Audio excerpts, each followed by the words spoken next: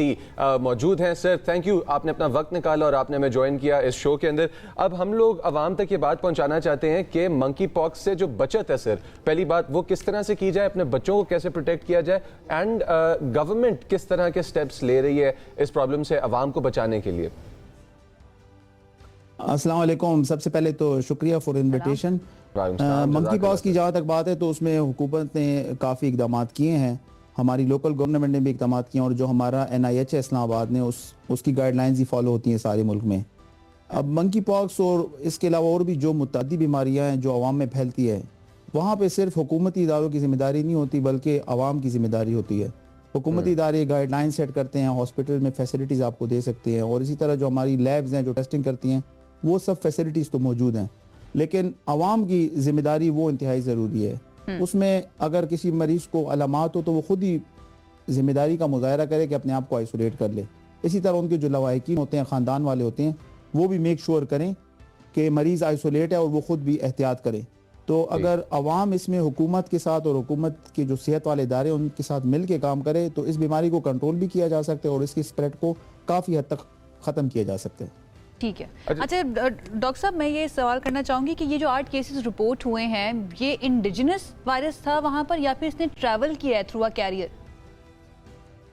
देखिए, monkey pox बुनियादी तौर पे अफ्रीका में पाया जाता है। ये जब अलर्ट पहले 2022 में और फिर उसके बाद 2024 में WHO ने डिक्लेयर किया था, तो बेसिकली ट्रैवल की वजह से ही पाकिस्तान में है। ये यहाँ नहीं है कि यहाँ लोकली मौजूद है, लेकिन जाहिर बात है जब यहाँ पे आ जाता है तो फिर इंसान से दूसरे इंसान को ये मुंतकिल हो सकता है। तो 2025 में जितने केस थे वो सारे इम्पोर्टेड ही थे, लेकिन अब थोड़ा तशवीशनाक इसलिए कि रिसेंटली 1-2 केसेस ऐसे हैं जो यहाँ पे जो पेशेंट्स थे उनसे दूसरों को स्प्रेड हुए।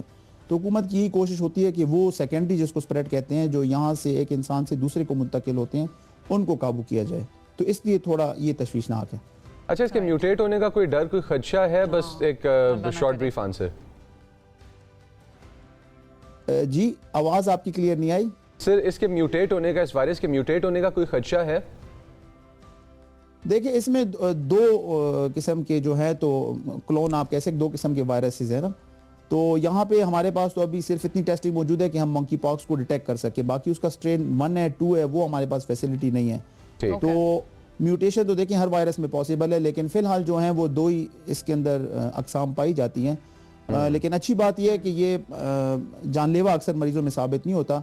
सिर्फ बच्चों में, हामला ख़वातीन में, या जिनका मुदाफ़ियाती निज़ाम पहले से कमज़ोर हो, उसमें ज़रा शिद्दत इख्तियार कर सकता है। बाकी लोग यूजुअली 2 से 4 हफ्ते में रिकवर कर जाते हैं। डॉक्टर साहब, बस ये बता दीजिएगा इन द एंड कि अगर किसी को सिम्टम्स महसूस हो मंकी पॉक्स के, तो वो कहाँ पर आकर, बड़ा सेंटर कौन सा बनाया गया या फिर जो भी मेडिकल फैसिलिटी उनके शहर में मौजूद है वहीं पर उनको जाना चाहिए?